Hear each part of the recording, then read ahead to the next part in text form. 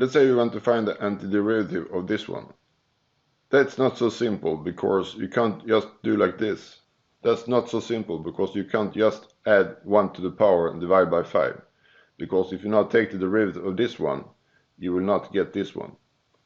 Because the outer derivative, the 5 will drop down and cancel to that. So the outer derivative will give you this. But you also have an inner derivative. So if you take the derivative of what's inside the parentheses, and that's 2x, and there is no 2x here. So we can't write it like this. However, let's say that you have 2x in front here.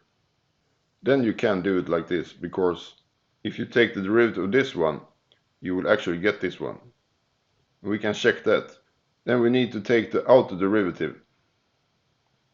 And that's just thinking of this as one big variable. And then you get this one, because the 5 drops down, and this will cancel now.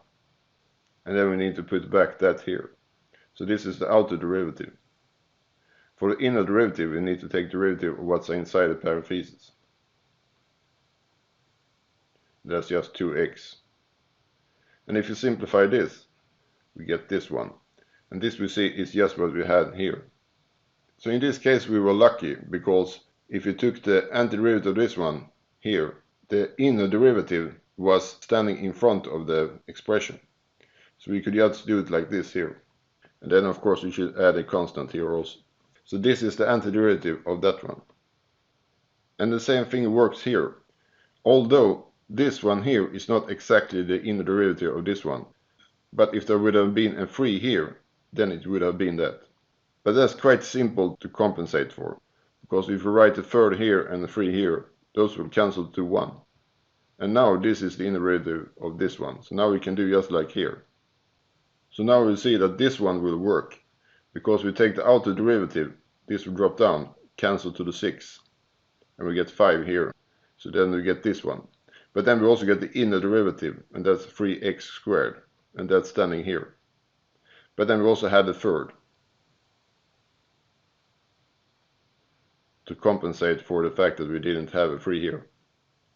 And finally we just have to add a constant.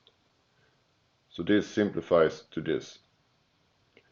However, if one finds it difficult to spot these kinds of things, there is also a method called integration by substitution one can use. Let's do the first example again, using instead integration by substitution. Then we substitute or rename something. So let's call this here, inside the parentheses, y, for example. If we take the derivative of y, then we get 2x. And if you remember, this is an alternative way of writing the derivative. And if you for a moment think of this as numbers, then we can multiply up this here. So we get this one. Then we need to substitute this in here. Then we see that 2x times dx, that's what is standing here. That we can replace with dy. And here is standing y. And that was raised to the power of 4. So we see that by substituting a variable, we have made this an easier thing to find the antiderivative of. And taking the antiderivative of this one just becomes this. Now in the last step we just change back to the original one.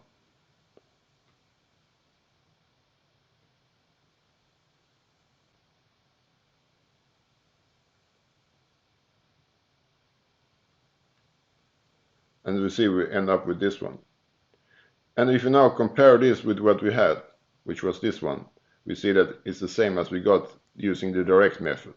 So this is the method of integration by substitution. And in the book you can find more examples of integration by substitution, but this is the method. So either you can do it directly like this, or you can use integration by substitution. If you can spot directly like this, then it's often the easiest thing to do. And this technique can just be an aid for doing that. And sometimes it's difficult to see directly what the antiderivative is, and then this is the way to go.